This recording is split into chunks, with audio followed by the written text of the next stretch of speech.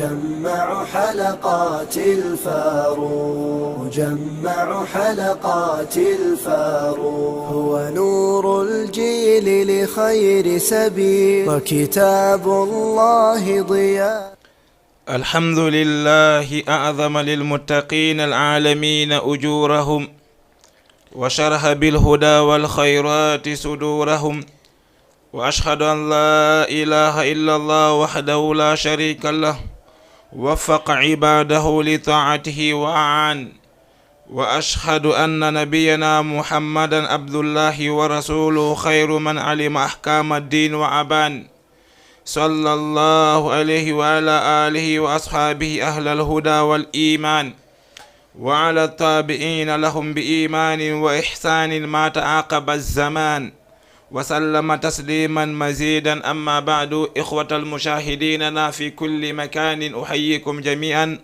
بتحية الإسلام الخالدة، ألا وهي قائلا لكم السلام عليكم ورحمة الله وبركاته. hare musidɓe julɓe, en yetti allahu tabaraka wa taala mawninɗo joddi ko duwa yobude ɓeɗo gonɗinɓe, o mo andanteɗo mo o yanyi peewal ngal, o waɗi moƴƴereji hewɗi ko ɓerɗe gonɗinɓe ɓen. hiɗen seedo ala reweteɗo e dow gonga nafa rewɗon si wona allahu tabaraka wa taala. on mo andanteɗo mo hawrindini jeyaɓe ɓen yo ɓe ɗoftomo. Allah on wallitiɓe dow muɗum. ɓawo ɗon hiɗen seedo wandanedema annabajo men on muhammadun sallallahu alaihi wasallam ko nelaɗo allahu tabaraka wa taala, kadi ko kamɓe ɓuri andude ñawoji dina e ko ɓangi kon e muɗum. yo allah on juulu e dow nelaɗon e ɓe nguura maɓɓe nden e sahabaɓe maɓɓe ɓen e kala iwtirɗo ɓawo maɓɓe no ñentina sunna maɓɓe on ha ñande ɓe hawri allahu tabaraka wa taala. ɓawo ɗon yallah on hisimɓe hisinande ɓeydinde. musidɓe julɓe, mi hiwlorike on hiwrago islam woni yo jang e kisal yo wonu e dow moɗon. hiɗen inna rabbi israh li sadri wa yassir li amri wahlul uqdatan min lisani yafqahu qawli. musidɓe julɓe, en arti émission moɗon wowaɗon joni, woni émission gandal e faamu e oɗo nekku meɗen waɗaɗo barke jama tv. hare noon musidɓe julɓe, kono wowirɗen noon hande kañum kadi hiɗen mari yewtere yowtide e sa'ati rahmatillahi tabaraka wa taala, woni yaajede yurmede allahu tabaraka wa taala li ibadihi, wonande jeyaɓe makko ɓen. allah on ko ha honto yaaji yurmede wonande jeyaɓe makko ɓen. kono ko adi ɗum ɗo musidɓe julɓe, hiɗen mari hoɓɓe allahu tabaraka wa taala, ko ɗum woni talibaɓe gandal ngal, wonɓe yanganade nde ɗo deftere. hara hiɗen mari hoɓɓe wono wowirnoɗen noon en jonne ɓeɗo ɓe hiwro. ɓawo nde ɓe hiwri, jonne ɓeɗo kañum kadi ɓe hiwro. ɓawo ɗon ɓe aldana en neldade ko ɓe neldi émission gandal e faamu. ɓawo ɗon kañum kadi hucciten e yewtere meɗen nden, so tawi allahu tabaraka wa taala ko ɗum o yiɗo wela. haray e jonude ɓe hiwro. aywanam cheikh. bismillahi wassalatu wassalamu ala rasulillah wa ala alihi wa sahbihi wa sallam. halaylan inne Oumar Ba, miɗo hoɗi wakam meɗen ari noddagu gandal e faamu. assalamu aleykum wa rahmatullah. waaleykum salam wa rahmatullahi wa barakatuh. aywanam haray e jonne ɓeɗo ceernoɓe kamɓe kañum kadi ɓe présente o. assalamu aleykum wa rahmatullahi taala wa barakatuh. haray lan ari notagol ɗo émission gandal e faamu, inchallahu taala. on jarama. machallah machallah. haray noon ko honno woni inde moɗo nden? haray minen inde amen ne min make Yousuf Diallo, min hoɗi wakam. jamil jamil. idan musidɓe julɓe, hande eɗen jogui e yette Ba e yette Diallo. idan no hande en daaray ko homɓe mabɓe hikkoto yeeso, ko adi kon tawo en jonne ceerno Oumar Ba ɓe udditana en jonde nden shay'an min adh-dhikri wal ayati al-hakim. aywana. أعوذ بالله من الشيطان الرجيم. بسم الله الرحمن الرحيم. المال والبنون زينة الحياة الدنيا والباقيات الصالحات والباقيات الصالحات خير عند ربك ثوابا وخير عملا ويوم نسير الجبال وترى الأرض بارزة وحشرناهم فلم نغادر منهم أحدا وعرضوا على ربك صفا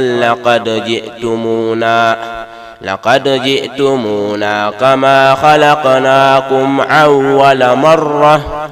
بل زعمتم أن لن نجعل لكم موئدا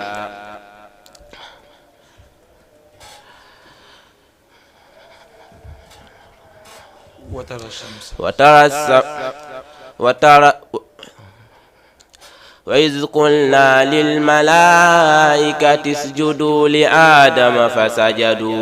فسجدوا إلا إبليس كان من الجن ففسق عن أمر ربه أفتتخذونه وذريته أولياء من دونه وهم لكم عدو بئس للظالمين بدلا ما أشهدتم خلق السماوات والأرض ولا خلق أنفسهم وما كنت متخذ المضلين عددا ويوم يقول نادوا شركائي الذين زعمتم فدعوهم فلم يستجيبوا لهم وجعلنا بينهم موبقا ورأى المجرمون النار فظنوا أنهم مواقعوها ولم يجدوا عنها مصرفا صدق الله العظيم. ما شاء الله بأدني إن علي جابر يركلا أندو عبد الله بن علي جابر جنگينو بكو سودو كابها فولا والله خير الله تبارك وتعالى بيدو غاندانغال إذن إن جوني تشرنو يوسف جالو كامبي كانيو كادي باترنا شيئا من الذكر والآيات الحكيم. أيوة نعم. أعوذ بالله من الشيطان الرجيم. فإذا قضيتم الصلاة فاذكروا الله قياما وقعودا وعلى جنوبكم فإذا اطمأننتم فأقيموا الصلاة إن الصلاة كانت على المؤمنين كتابا موقوتا ولا تهنوا في ابتغاء القوم إن تكونوا تألمون فإنهم يألمون كما تألمون وترجون من الله ما لا يرجون وكان الله عليما حكيما. إنا أنزلنا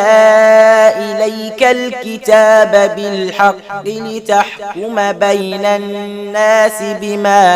أراك الله ولا تكن للخائنين خصيما واستغفر الله إن الله كان غفورا رحيما. أريلان جانغدو شيخ إن تيدو محمد أيوب. ولا تجادل عن الذين يختانون أنفسهم إن الله لا يحب من كان خوانا أثيما يستخفون من الناس ولا يستخفون من الله وهو معهم إذ يبيتون ما لا يرضى من القول وكان الله بما يعملون محيطا. ها أنتم هؤلاء جادلتم عنهم في الحياة الدنيا فمن يجادل الله عنهم يوم القيامة أم من يكون عليهم وكيلا. ومن يعمل سوءا أو يظلم نفسه ثم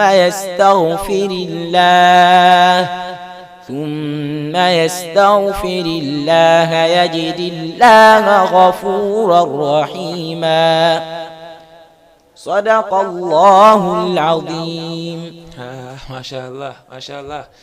idan ko ene woni ko nanidi jembinandeɓe ɓendiɗo ɓenon ko ceerno Yusuf ni ɓeɗo kañum kadi ko arkisaɓe wawgol jembinde hewɓe en yiɓe sakkitoriki en ɓeɗo karamakoɓe Ayyub ɓe andantedema ko yiɗaɓe e ndiɗo leydi koɓe woni ɗon wawɓe kadi janggude Qur'anu Karim. haray Allahu tabaraka wa ta'ala yo hebbinan en sukaɓe ɗo sukaɓe sifa ɓeɗo sukaɓe yo Allah hebbinan en sifa mabɓe waɗa barki e mabɓe junna balɗe ɗen ha ɓe wawa nafude julɓe ɓen. idal musidɓe julɓe wona hunorne ɗen noon yewtere meɗen nden hande no yiilo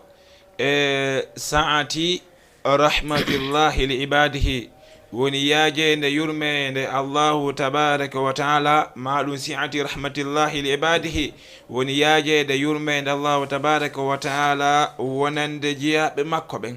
musidɓe julɓe Allahu tabaraka wa taala taguɗo en on hakke man o yaajire yurmede makko nden e dow meɗen ko ɗum waɗi nelaɗon alayhi salatu wassalam ɓe lerɗina bani adama on nde o tampiwo aduna ma o soñjiwo o inna Allah yomi maayu o yelo mayde o waye ko waɗi Allahu tabaraka wa taala mo jogiti on ko jon yurmede yaajunde ko ɗum Allahu tabaraka wa taala inni wa rahmati wasi'at kulla shay'in he min Allahu joma moɗon dey yurmede anden hino yaajani kala hunde. Allahu tabaraka wa taala inni e suratu Hijr nabbi ibadi anni ana al-ghafuru rahim. Allah inni he Muhammad humpitiji yaɓe am ɓen wi'amɓe wondanedemo dey min Allahu tabaraka wa taala komi woni yafotoɗo bakkatuji ɗi komi woni yurmeteɗo ɓe wondanedema watta ɓe maapo nabbi ibadi anni ana al-ghafuru rahim. nanu Allah on yamiri nabbi ibadi humpitu jeyaɓe am ɓen anni no min Allah on ana al-ghafuru rahim komi woni sorrowo bakkatuji ɗin yurme jeyaɓe am ɓen. si tawi Allahu tabaraka wa taala windani en lettre o tappi kase o waɗi tampon o jonni nelaɗo makko yo yottin e meɗen nabbi ibadi he Muhammad humpiti jeyaɓe am ɓen wi'anaɓe annino min dey ana al-ghafuru rahim komi woni sorrowo bakkatuji ɗi yaafo jeyaɓe ɓen. musidɓe julɓe ko ɗum si Allahu azza wa jalla inna en wondanedam ayyo Muhammad qul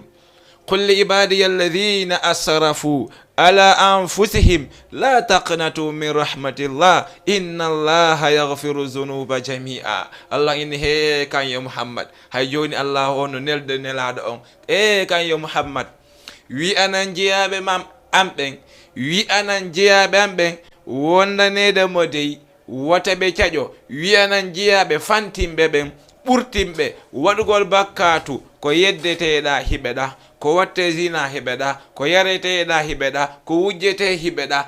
kala ko bakkatu waɗete hiɓeɗa he wi'amɓe wata ɓe caƴo yurmede Allahu tabaraka wa taala nde si ɓe tuubi tun ɓe laɓɓini yoɓe andu inna allaha yaghfiru dhunuba jami'a. Allahu azza wa jalla ko yafotoɗo dennanagal bakkatuji ɗi ko ɗum so Allahu azza wa jalla inni wo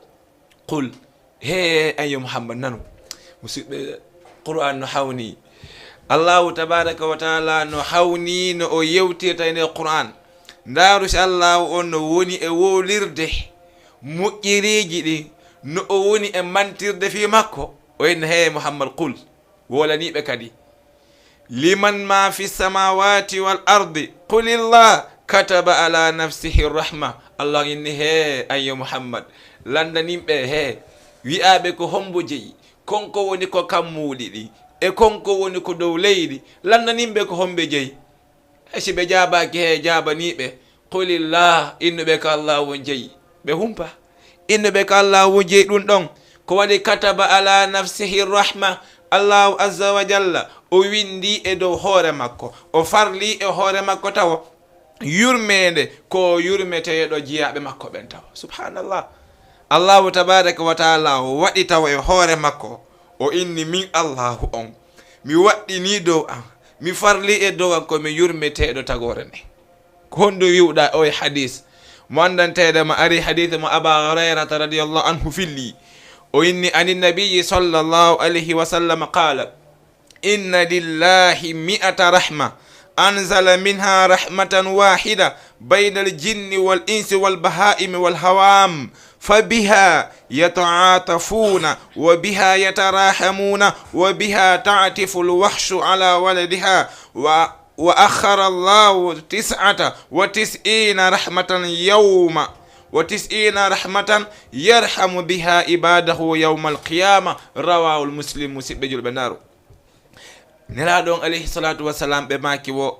no wodani Allahu tabaraka wa taala yurmede temedere. Allahu azza wa jalla no mari yurmede temedere. Allahu tabaraka wa taala jippini yurmede wotere e nder yurmede temedere nden nelaɗo maki o koye nden yurmede wotere nde Allahu tabaraka wa taala jippini hakkunde jinnaji ɗin e yimɓe ɓen e mummunteji ɗin e alhaali kala hunde ko dow leydi nelaɗo maki o koye nden yurmede wotere ɗon yi'ata mummuntewu hino yurme ɗimmo mum ma mummuntewu hino yurme ɓiɗɗo mum ɓe maki wo wa biha yatarahamuna koye ɗum ɗo kañum kadi ɓe muññodirta ɓe yummodirta wa biha ta'tiful wahshu ala waladiha koye ɗum ɗo waɗata doyi mummuntewunku maɗɗo ɓikkunku ndara tawa ñiiƴe seeɓuɗe ko nangata jawre nden feera jawre nden tinna no maɗɗi ɓikkunkun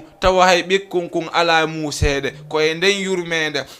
wotere nde jalla wa ala waɗani tagore nden koye ɗum ɗon woni ko mummunteji ɗin senditi si tawi hiɓe waɗande ɗum ɗon ma mummunteji ɗin hino yurmede ɗon ɓikkunkun ɓe maki wo non Allahu tabaraka wa taala nenniti yurmendeji 99 ñalande dargal wo ko ɗen yurmendeji ɗon Allah on yaltinoyto ñalande dargal yurme jiyaɓe makko ɓen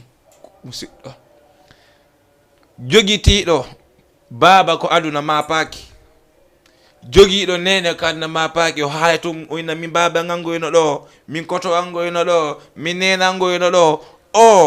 o mapaki sabu ɓeeno wooda ko honɗum wiwɗen wo jogitiiɗo joomi marɗo nene du mapaki marɗo baba du mapaki e andeji go ko honɗum wiwɗen no ñalande dargal nde tawi fof no maapi tawi an e Allahu tabaraka wa taala ɗon jogodiri ñande Allahu inni yawma yafirru lmar'u min akhihi wa ummihi wa abihi wa sahibatihi wa badihi likulli imri minhum yawma idhin sa'anun yughni neɗɗo yi'a nene mum doga yi'a baba mum doga yi'a ɓeengu mum doga yi'a moodi mum doga yi'a ɓiɗɗo mum doga yi'a kala mo neɗɗo mo andinirno o doga Allahu ini nde ñande likulli imri minhum yawma idhin sa'anun yughni goto kala e maɓɓe nde ñande hino mari ande ko maapini ɗum tawi ande ñande an e Allahu tabaraka wa taala hiɗon jogodiri musidɗo i wallah ko honɗum wiwɗa nde ñande ko ɗum si Allahu tabaraka wa taala mari yurmede 99 ko yurmeyo ɓeɗo jiyaɓe makko ko wonnon kañum kadi ari hadith hay joni mo andantede makko Aba Hurayrata fillimo ɓe maki wo qala sallallahu alayhi wa sallam lamma qada Allahu al-khalqa kataba kitaban fa huwa indahu fawqa arshihi inna rahmati sabaqat ghadabi hadha hadith muttafaqun alayhi. Subhanallah. ɓay Allahu tabaraka wa taala o gayni tagude malaikaɓe ɓen Allah on ɓay gayni tagude jinnaji ɗin Allah on ɓay gayni tagude yimɓe ɓen Allah on ɓay gayni tagude kala e noone ko tagete Allahu tabaraka wa taala windi wondanedema ko yurmede anden atitoto tikkere anden manda sa fami so Allahu tabaraka wa taala faalama mo tikkunde seytinandemo tun koyo yurmene makko ne aru hikko yeeso Allah o yurme ma haro tikkanaɗiɓa wa rahmati yurmene ande sabaqat ghadabi ko ɗum woni ko adi tikkere ande. Ha musidɗo sa ɗanike ha a tikkini o emba hara waɗi bakkatu mawɗo. sa ɗanike ha o mo andantede makko yurmene makko nden hikki yeeso ko tikkata kon o tikkanima musidɗo jollo hare anaji. Wallah hare anaji no hawni musidɓe. oɗo hadis ko fottaɗo e muɗum ari e hadis mo andantedema ko fillimo ko imam Muslim fino famiren yurmede Allahu tabaraka wa taala. hadis on no juuti seeɗa mais kono ko ma okken mo noppi. ɗon andi Allah on yewte ko Qur'an ha o gayna nanu Allah inna dhalika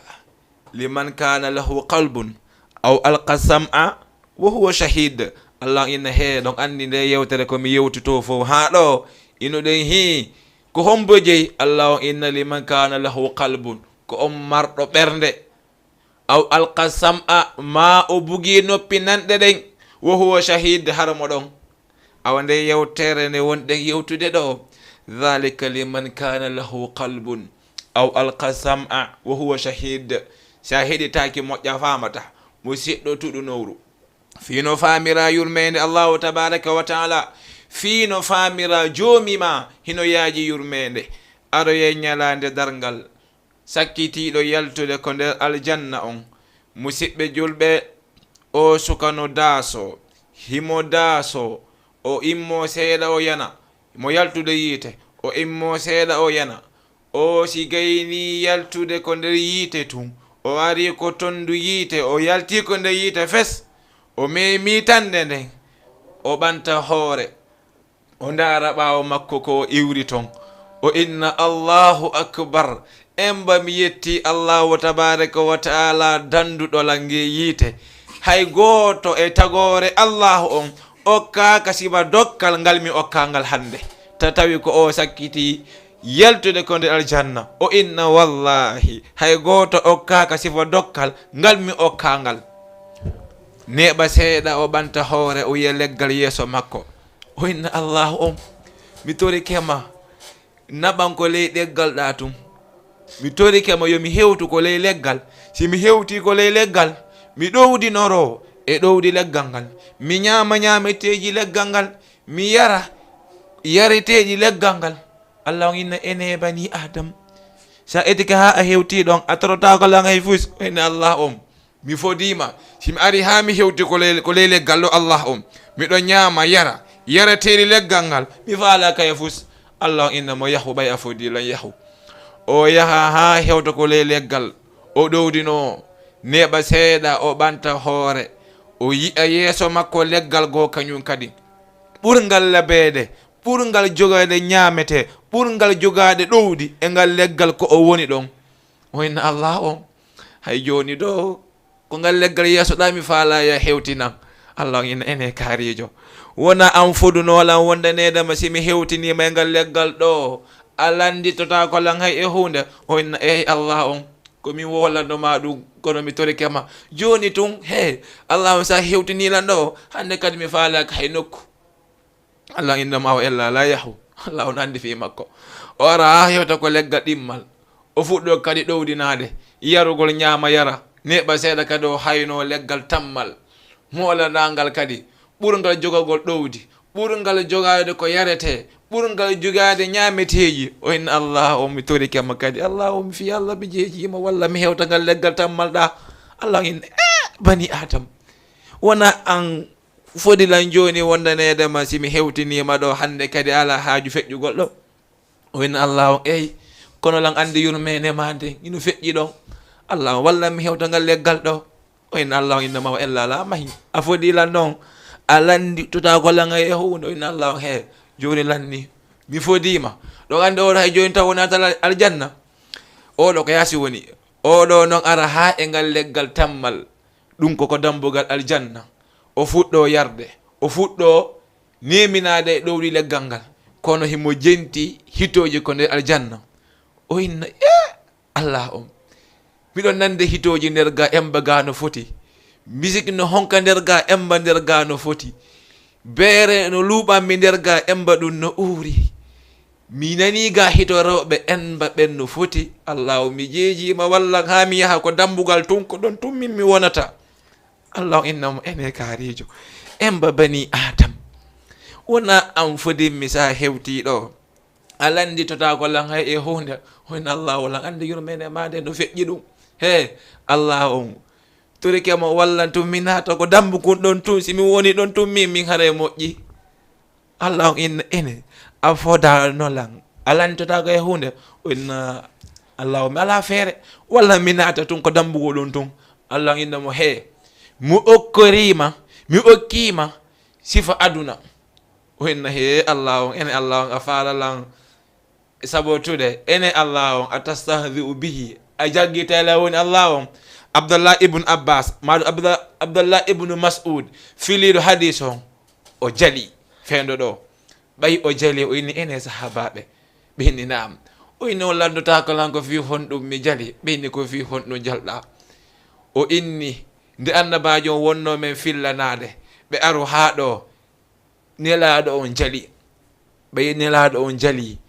nelaɗo on inni men ene on landota ko honɗum woni saabu ha mi jali wo men inni nelaɗo ko nde woni saabu ha jalɗon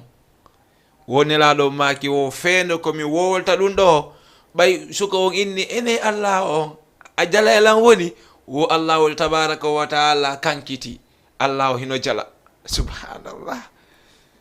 mi jiti hiɗa yewta allahu ha himo jala nelaɗon alayhi salatu wassalam ɓe maki wo ko ɗum mi jalani wo allahu innimo he mi okkima sifa aduna go'o o inni allahu e allahu accu ko sama kala wonɗa allah inni he mi ɓeydanimo woni ɗiɗi o inni he modi allah on subhanallah wa aduna laabi ɗiɗi allah inni mi ɓeydanima wa tammummu o inni allahu akbar emba allah on ɗa wawi dokkal allah inni he mi okkorima sifo ɓurɗo laamade aduna ko marno kon aduna wa aduna muɗum mi okkorima ɗum laabi 10 allah allah allah musidɓe julɓe si tawi ko o woni allah maɗa si tawi ko o woni joomi maɗa si tawi an ko o sujjanta si tawi an ko o juulanta si tawi an ko o okkirta saabu muɗum si tawi ko o muñortoɗa saabu muɗum he musidɗo julɗo en mbaɗa mari joomirawo ɗum ɗo fof ɗon andi ko no yewtanden ɗum ko fiyen faamu wondanedema allahu tabaraka wa taala ko yaajuɗo yurmede e jeeyaɓe makko ɓen i wallah allah on ko yaajuɗo yurmede e jeeyaɓe makko ɓen ko ɗum si allahu azza wa jalla inni wondanedema wa ida jaaka alladina yuminuna bi ayatina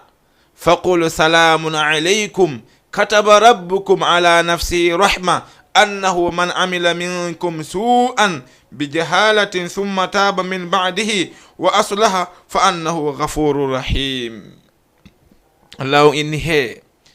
si tawi goto e moɗon woni wa idha ja'aka alladhina si tawi arima ayo muhammad e ɓen ɓe andantedema ko gonɗinɓe ayeji amen ɗen wi'amɓe kisal yo wonu e dow moɗon ko waɗi joomi moɗon windi farli e dow hoore muɗum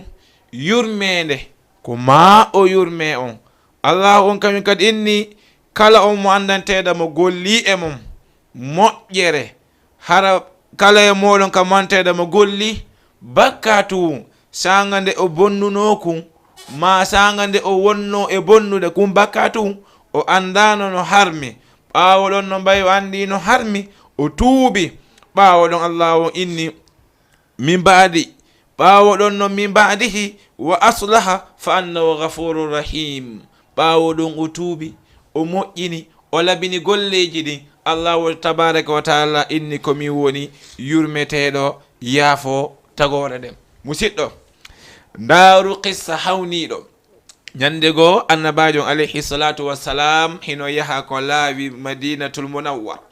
tawi hiɓe wondi e konu heewugu hino iwtiri ɓawa maɓɓe ɓe hino waɗɗi pucci e gelowɗi ɓe no jogii kaafaje hiɓe iwti jihaadi hiɓe naata e madinatul munawwar. Allahu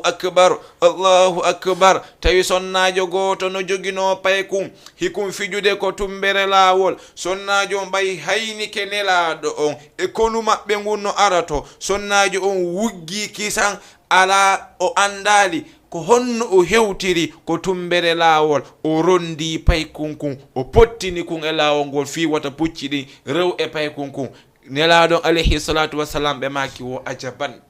Ɓe inni ko hawni. Ɓe inni ene sahabaɓe o sonnajo mo yiwɗon yeeso mon ɗo e hiɗon hayni nde o ƴettata ñande goo bugo ɓiɗɗo makkon ko nde yiite. Sahabaɓe inni o way o e nde yurmede nde o jogitiɗo o waɗata ɗum ɗo. Allahu azza wa jalla inni ma annabajo alayhi salatu wassalam maki wo awa non on yi o ko Allahu tabaraka wa ta'ala ɓuri yurmede o debbo ko waɗi Allahu on o wonali himo bugo yiite giɗo makko on weldijo makko on. Ndaaru ɓe maki wo la wala yulqi Allahu habibahu fi nnar. Allahu on bugota ko giɗo makkon ko nder yiite. Subhanallah. Ɓay sahabaɓe inni oɗo debbo dey no min yiiri muni e yurmede makko ndey ko holli men ɗo kon o feetata ha o ƴetta ɓiɗɗo makko on o bugomo ko nder yiite.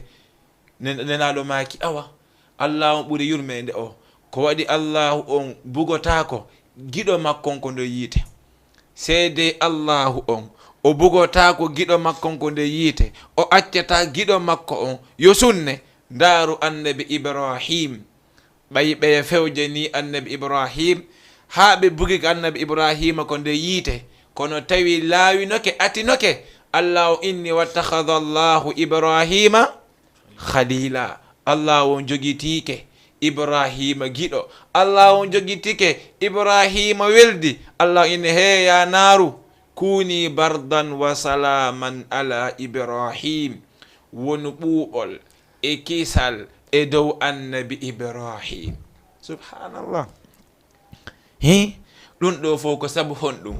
Allahu azza wa jalla hino waɗi Ibrahima giɗo. Allah inni ɓe honɗum kuni bardan wa salaman ala Ibrahim. Ndaaru ɓay annabi Ibrahim, ndaaru ɓay Allahu azza wa jalla jogitike Yusuf jaatigi. Allahu tabaraka wa taala hoddiri annabi Yusuf ɓe buga e nder ko ɓuri luggude e woyndu ndu andanteɗamo wonɗo dow reena ko honto woyndu ndun haaɗi. Annabi Yusufu ɓe jippi ley ton hunde huɓale maɓɓe helali e maɓɓe ko ɓe unaɓe nder ton. Annabi Yusufu ñameteji no ara tawaɓe ton ko waɗi Allahu tabaraka wa taala jogitike ɓe honɗum jaatigi. Ndaaru ɓay annabi Lut Allah on jogitike ɓe jaatigi. ɓay Allahu azza wa jalla addi malaikaɓe ɓen yoɓe yahuɓe halkoya yimɓe luutu ɓen woni ɓe yimɓe atiɓe wadde luutiyagal. Woni gorko e gorko hunta haaju mum, debbo e debbo hunta haaju mum, har ko kamɓe ɗon waɗidata. ɓay ko ɓe ati wadde ɗum ɓay Allahu tabaraka wa taala desidi halkugol ɓe. Subhanallah. Malaika ɓe rewi ko annabi Ibrahim no hiwro annabi Ibrahima ha ɓe gayni ko ɓe yahata. Annabi Ibrahima inni ene ko honto yaton ɓe inni inna ursilna ila qawmin mujrimin. Menen ko men immina koye men yaw men halkoya yimɓe bandiji wonɗi to ko luutu won ton. Annabi Ibrahima inni inna fiha luutu no toggoy. Allah on jaabimo nahnu a'lamu biman fiha. Ko menen ɓurma andude wonɓe ton men dande luutu ko waɗi luutu koye giɗo am ɓen o jeeya. Subhanallah. Allah on yehi halki ɓeya se naata ni annabi Saleh. Allah on halki ɓeya dande Saleh mo natanɗa wo annabaɓe. Ndaaru Nuh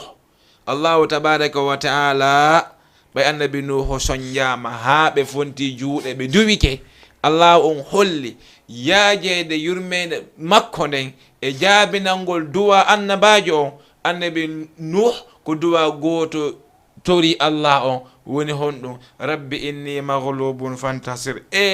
Joomi am mi foolama. Allah on wallitolan ɓe ɓittinilan rabbi inni maghlubun fantasir. duwa goto allah inni fa fatahna abwaba samai min udditi dambule kan muuli ɗin bima in e ndiyan mun hamirin yuppotoɗan wa fajjalnal arda min ɓulliti leydi ndin wa fajjalnal arda min ɓulliti leydi ndin faltaqal ma'u allah inni ɗan ndiyanga ɗan iwri dow ɗan ɗo iwri leyga allah inni faltaqal ma'u ndiyan ɗan fotti ala amrin e dow yamirore allahu tabaraka wa taala kad kudir ɗum hoddiranoma eɓɓanoma tawi ko ɗum ko malato allah inni he woton humpe ɓay ndiyan ɗan fotti le aduna on fof wonti maayo ko honto nuhu wonno allah inni wa hamalnahu ala dhati alwahin wa dusur min rondi nuhu e ɓe nguure makko nden e dow pecce woni laana ka andantedema hino fempa. musidɗo si allahu tabaraka wa taala jogitike ma giɗo haray a moƴƴi fiyake on fof koko yo innuno kom ashanu kulla shanu an tuhabba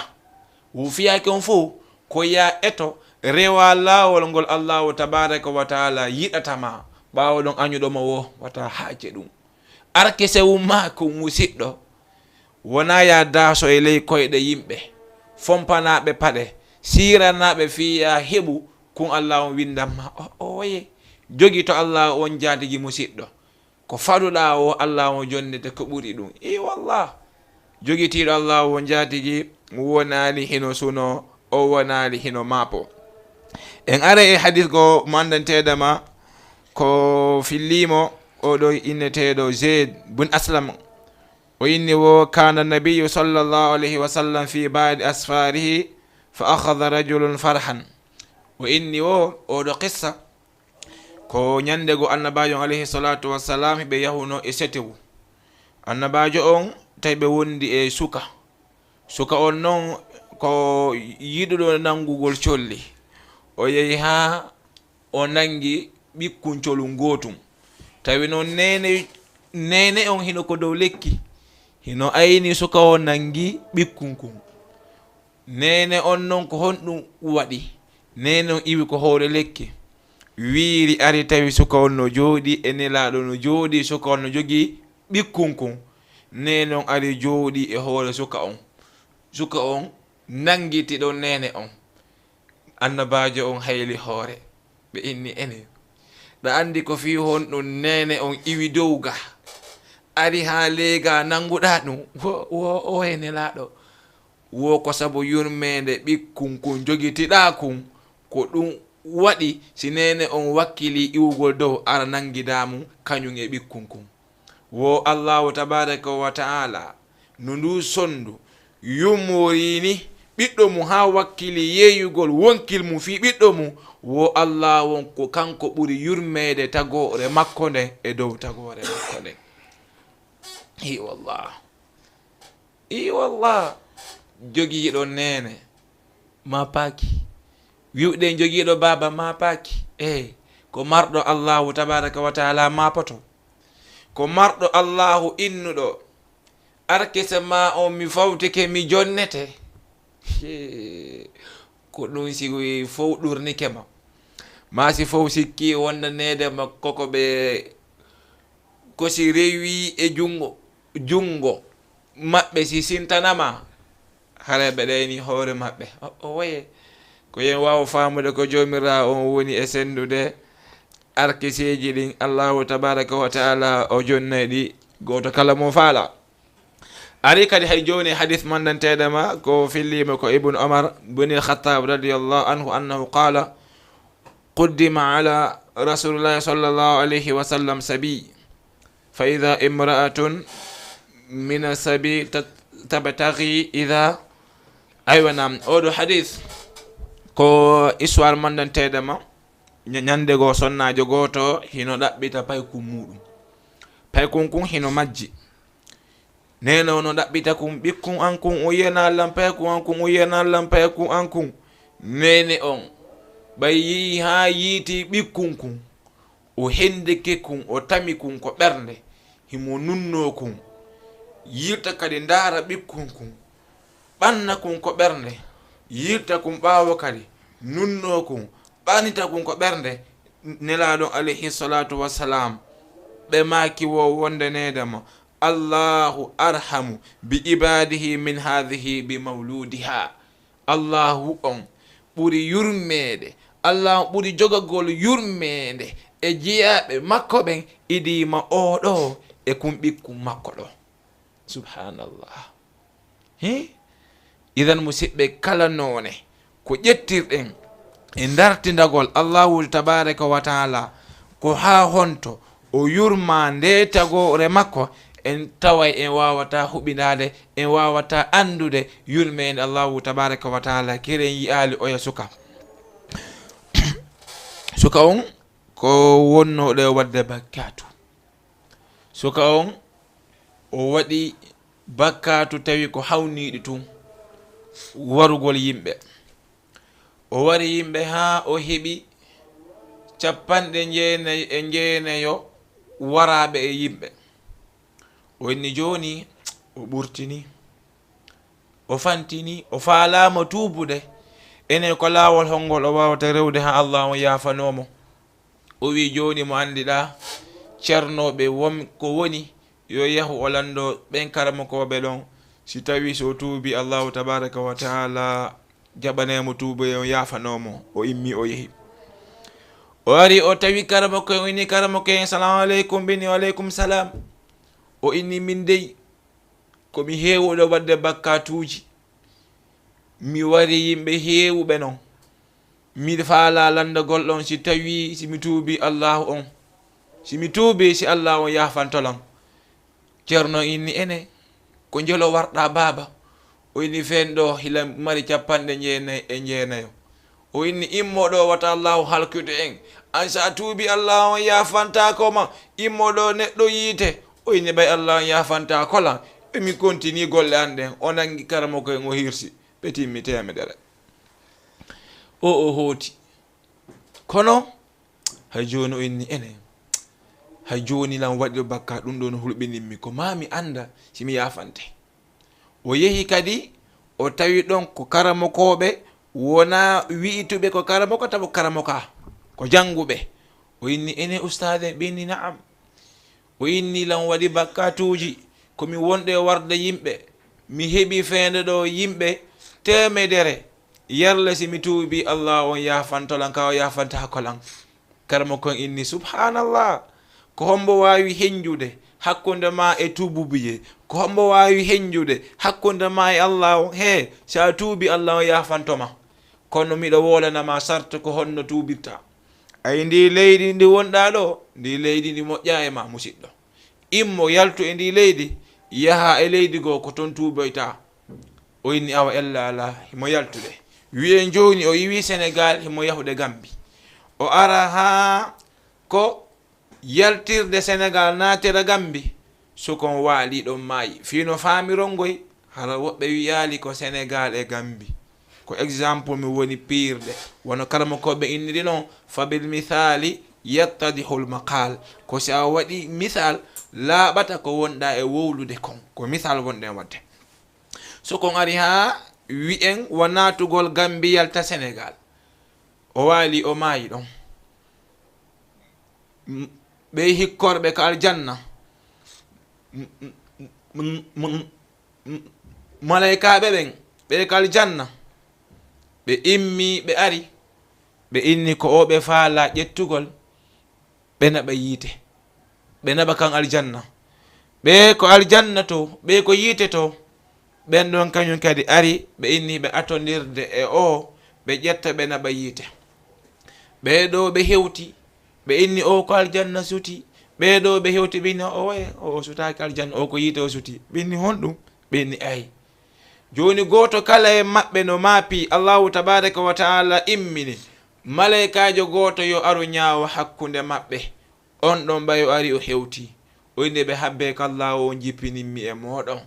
woyo on ndaaru eton ndaaron ko iwri ton e ko fokkitiri ɗon ko honto o ɓuri hiɓɓade si o ndaari on tawi ko gambi o ɓuri hiɓɓade hare ko jiyaɗo yimɓe aljanna malaikaɓe yimɓe aljanna ɓen koye ƴettumo nadamo aljanna. si tawi ko Sénégal ga o ɓuri hiɓɓade hare ko yimɓe yite ɓen ko ton woni ko o jeeya. ɓe eɓɓi tawi hunde nden hino fotater allahu on e yurmede makko nden allahu inni leydi gambi ndin ar seeɗa, leydi gambi ndin ari seeɗa, oye eɓɓi ndaari tawi ko gambi ko ton o ɓuri hikkorade, o innimo joni awa yo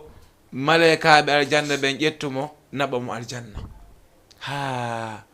ko honɗum allah on dandiri o yo naatu aljanna. ndaaru yurmede allahu tabaraka wa taala waɗɗo bakkatuji wari yimɓe temedere yimɓe wari ɗum ɗon ɓay o laɓɓini o tuubi allahu tabaraka wa taala yafanimo nadamo aljanna. ko fi honɗum woɓɓe meɗen yi'a wonɓe wadde bakkatu heɓe ko yimɓe yiite ɗi ha kayjo ko kefeero neɗɗo tanki o mayaɗi tanki himo fofuɗe an ala droit ñawugol o tawnomo yiite ma tawnomo aljanna. ɗum ɗon ko allahu tabaraka wa taala woni ko jogiti ɗum ɗon. ko ɗum si allah on humpite en rahmati sabaqat ghadabi min ko yurmede anden woni ko atiti tikkere anden keren yiyali oya sonnajo fiyen andu allah wonno yaaji yurmede oya sonnajo wonnoɗe wadde zina. sonnajo on tawi kanko si o heɓali ko waɗamo zina ko yo jindu ko ladde ha o heɓa gorko o innamo heesuka aro waɗalan zina a yoɓata fus ko waɗi feende ɗo millan loka gorko. on debbo noon ko jindata ko ladde ha ɗon ka nangimo o jindi noon ha ko ladde o yii woyndu luggundu tawi woyndu ndun a wawata wonde dowga ƴoga yara ko ya rewu cippoɗa ley ton. so oɗo debbo noon o eti ha o cippi ko nder woyndu tawi himo jogiti paɗe wi'en lalla yaraje o ƴetti ɗen ɗon himo nokkira ndiyan ɗan yara o yari ha o ɗon ɗiti o yalti ko yaasi o tawi ɗon bareeru hino metta ɗon loope o inni dey heɓi ndu bareeru ɗo sifa konko heɓonolan e ɗon ka o yiltiti ko nder woyndu himo ñeɗana bareeru ndun adda wancinana ndu o wancinani bareeru ndun ha ndu bareeru ndu ɗon ɗiti ɓay bareeru ndun ɗon ɗiti ko yaltiti sakkitorum tun o waali o maayi ɗon ɓay o waali ko maayi allahu tabaraka wa taala yurmorimo ƴettimo naadirimo aljanna sabu gollal gootal himo waɗi. ene mo inni allah on yaaja yurmede e tagore makko nde ko anda ko hombo woni allah on. wallah ko ɗum si allah on inni ana enda dhanna abdi bi miɗo ko jeyaɗo on sikkinmi ɗon si o jantike fi an ko wonkil makko mi jantoto fi makko e dental ɓurgal mi jantoto fi o ga si tawi non o jantike fi an e dental yimɓe allah o inni mi jantoto fi makko e dental ɓurgel moƴƴude ɓen yimɓe ɗon. allah o inni si o fa in atani yamsi ataytuhu har wala si o ari an himo yaha min mi yahay e makko miɗo gunda. allah o inni si tawi non o ari an o fontanilan yer sogonal allah o inni mi fontanayamo yer cuɓal si o ari an himo gunda allah o inni o fokkitay tun o tawelan takko makko. musidɗo wiwɗen marɗo baba ma paaki idan marɗo wa o allahu tabaraka wa taala o ma paaki. en aray noon joni e neldari molanadi hilam jogiti hande woni gimɗi ɗe andantedema lan yuɓɓani ɗi woni baben an ɓe andantedema ko kamɓe woni fi fof on togi gandal e yoɓugol eɗi fof ha hande min hewte ɗi université ji meɗen janga janna ɗiɗo fof hoore e binde ko mawɓe amen ɓen idan noon ko kamɓe wonno komi yuɓɓanno gimɗi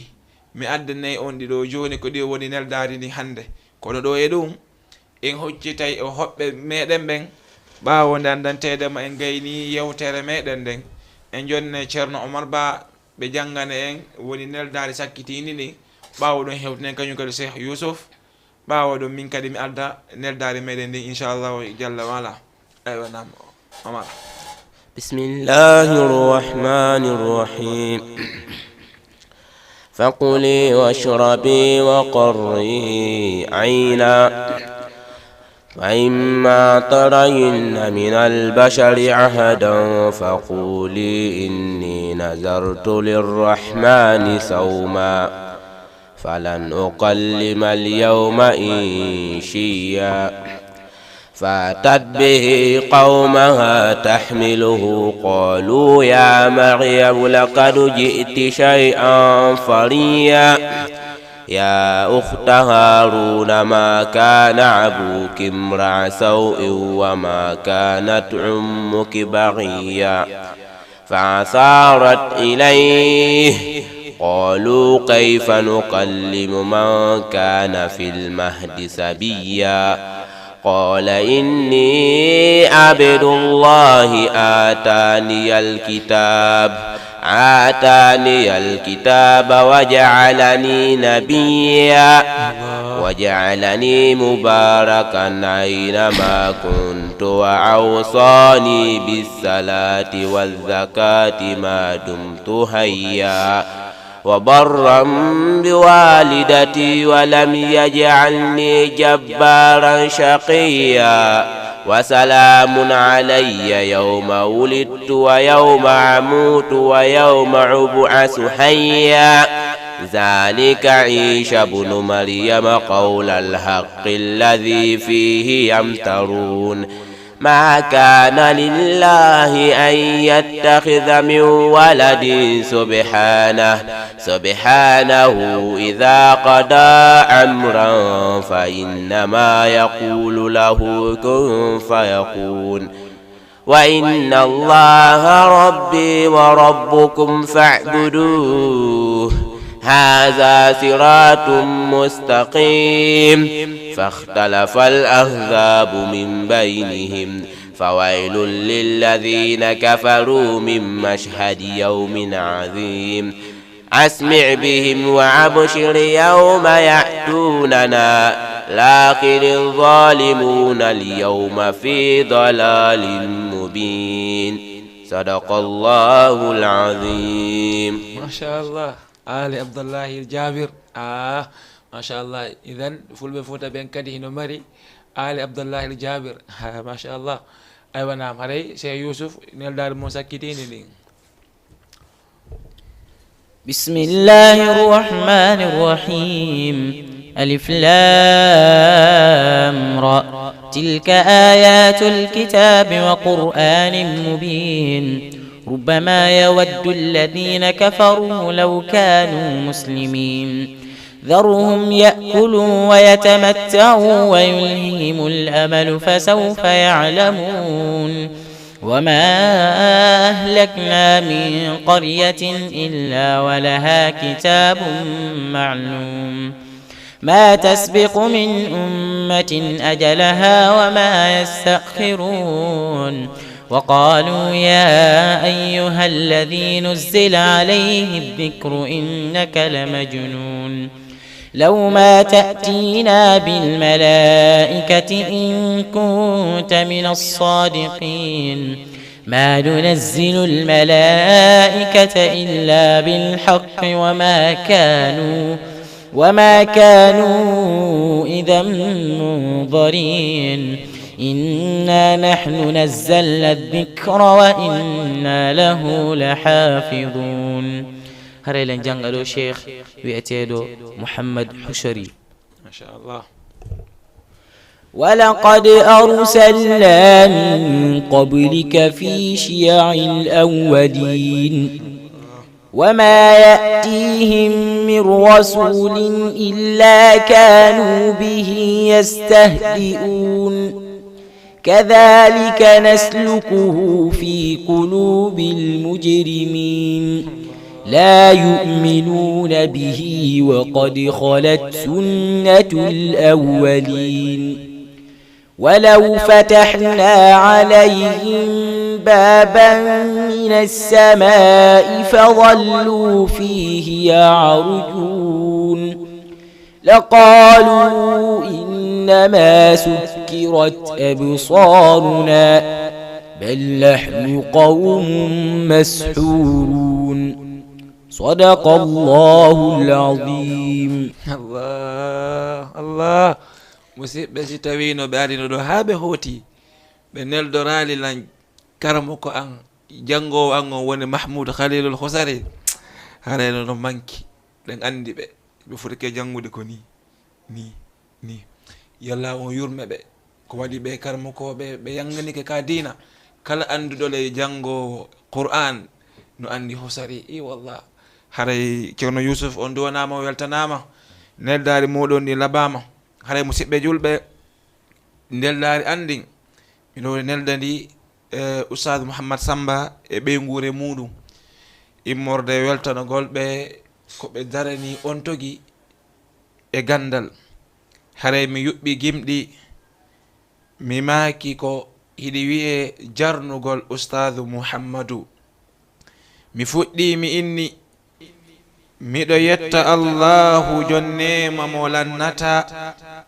miɗo yetta allahu jonnema mo lannata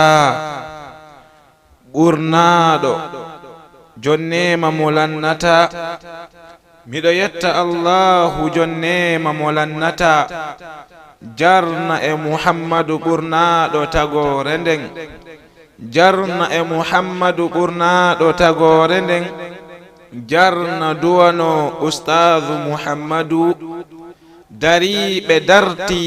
fi moɓidirgol en dariɓe darti fi moɓidirgol en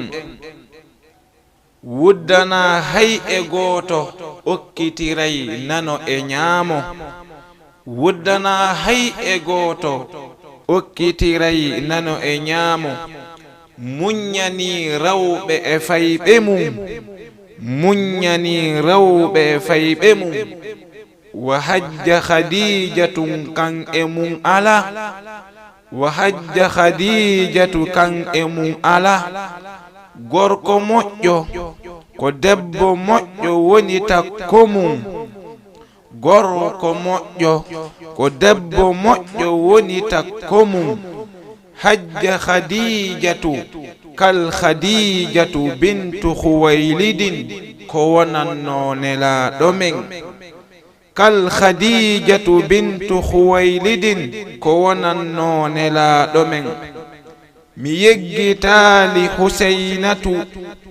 ko waɗi mo yeggiti mi yeggitali husaynatu ko waɗi mo yeggiti no waywa yeggituɗo maafe e lanɗam mum jooma soosu e spaghetti hino suuɗa nelda ustazu en hino suuɗa nelda ustazu en sanga nde tawi hay hunde ɓaɗaki e heege mum fii mum ko dow fii mum ko dow fii mum ko downe fii mum ko downe he ko honto yaata wowlu fii jooma he ko honto yaata wowlu fii jooma gundoji fatimatu ka fatimatu li aliyin jiidi ndin hiɗon weltana jiidi ndin hiɗon weltana moodi awdi ndin moodi awdi ndin wamon ala fatimatu fii ka awdi men fatimatu fii ka awdi men he sagata si a ɗaɓɓay awdi he sagata si a ɗaɓɓay awdi fatimatu fii ka awdi ma fatimatu fii ko awdi ma sabu fatimatu ne he uddorde nden he uddorde nden ko miskun khatamahu miskun khitamuhu miskun bilqisu no wa'ani e aishatu kanela ɗomen bilqisu no wayi wa aishatu kanela ɗomen français on hino laaɓi kamen français on hino laaɓi kamen heɗi timmiri en wono timmiri tagore nden ka Allah men wono timmiri tagore nden ka Allah men musidɓe julɓe ɗiɗo gimɗi wonno ɗanɗantede mo miɗo yuɓɓani Oustaz Mouhammad Samba kamɓe ɓe ngureji maɓɓe haare yallahu junnu balɗe maɓɓe ɗen haare noon musidɓe julɓe en yeggitali kañum kadi jomo nokku on yallahu tabaraka wa taala waɗu barke e maɓɓe yanñana en nokku on waɗa nokku on ko ƴetteteɗo référence e muɗum hewtina nokku on to nin ko o tañƴini hewtugol idan hiɗen dade musidɓe julɓe no ombiren jonde nden ɓawaɗon haare eɗen andi yontere hande en wawa tawtodirde émission mon andaɗo yiɗaɗo on kono haare ɗo yen naato e ombugol ceerno Omar Ba ko hondi e konnguli sakkitorto ɗon ayo nam. Assalamu aleykum wa rahmatullah. mi weltanike ɓe jooɗiɓe ino ndaara o émission gandal e faamu nokku kala ko wontiri. mi weltanike kadi nenan e baaben am yeggitali kadi oustage amen. mi weltanike kadi jon nokku on yo allah on naɓir nokku on yeeso. assalamu aleykum wa rahmatullahi wa barakatuh. aleykum salam wa rahmatullah. Naam ceerno Yousuf. assalamu aleykum wa rahmatullahi taala wa barakatuh. aleykum salam. harayla weltani ɓe ƴettuɓe tammu no ndaara o émission gandal e faamu ɗo. la weltani kadi jeyɗo o nokku ɗo allah naɓir nokku on yeeso inchallah. la weltani kadi oustaz Mouhammad Yero. la weltani baban e nenan kañum e famille an on fof inchallahu harayla duwaniɓe fanni mi yaltali aduna inchallah aziz mi continue duwanagol ɓe inchallah. haray la weltani on jarama. machallah haray ko won noon kañum kadi yiɗuɓe émission gandal e faamu weltanike ceerno Omar Ba e ceerno Yousuf. haray musidɓe julɓe si tawi allahu tabaraka wa taala ko ɗum o yiiɗi o weela en e yontere hande kala wonon ko yiwo ɗon feƴƴi émission on tawi welali on haray meɗen yaafini wonali anniye amen. kala wonon ko yiwo ɗon tawɗo no rewi lawol konon wona e bawgal amen wona e doole amen wona e feere amen bal ko e dokkal e kawral allahu tabaraka wa taala hiɗen yettamo kanko jonnema mo lannata. haray aqulu ma tasmau min adhicre wal ayati wa sallallahu wa sallim ala nabina muhammadin wa ala alihi wa sahbihi wa sallam. assalamu aleykum wa rahmatullahi wa barakatuh. اسم بين الأسماء مرموق